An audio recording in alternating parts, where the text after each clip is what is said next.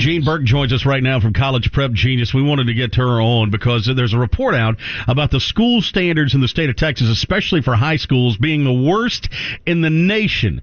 Jean, interpret these for us. What are they looking at, and why is Texas struggling? Well, actually, if you look at the article, it says that we at the state of Texas have the lowest standards. It didn't say that we had the lowest educated students. And what's funny about that is about 2 years ago, the Department of Education ranked Texas among the highest educated students.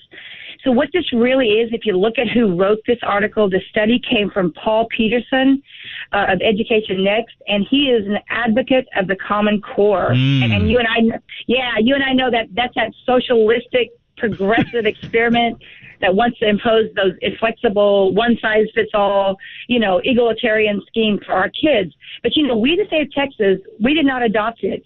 And I think it's an attempt to bully us into capitulating like so many other states have done. So the STAR test is not good enough for them? Is that what we're hearing?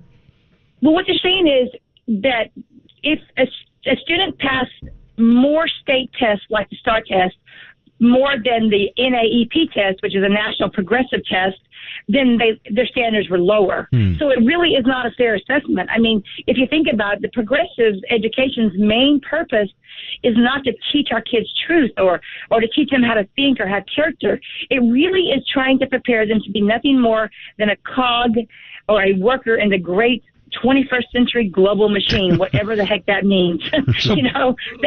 So Paul Peterson, this guy is saying, well, basically he said, well, since they don't look at it the way I do, I'm just going to give them a D+.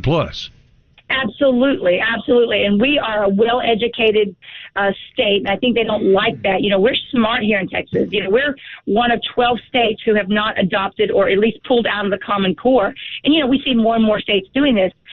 When you look at the Common Core standards, the definitions themselves are very vague and very dubious. I mean, what does 21st century global economy mean? Right. I mean, it's a scare tactic to make parents think that, hey, we are not going to keep up with the Chinese or other countries. And I have to tell you, I've been teaching kids on how to ace the SAT, for 11 years. And I have gone to China and mainland China and Hong Kong 7 times.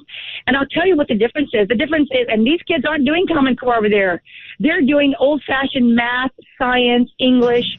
And those kids make education a priority over there. And if it's not, if they're not doing well, they'll get a tutor.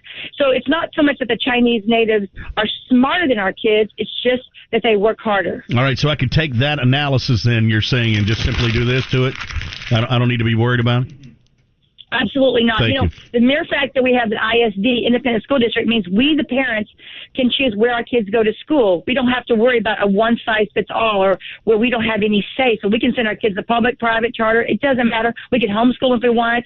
That's the beauty of being America. And the Common Core is trying to change that. And you know what? We're smarter than that. We in the state of Texas, we're not going to adhere to that. Jean Burk, collegeprepgenius.com. Always appreciate the insight. Thanks for the time this morning. There you go. I'm not worried about it. I'm done. Don't like Common Core. I'm moved on. I'm out. Very good.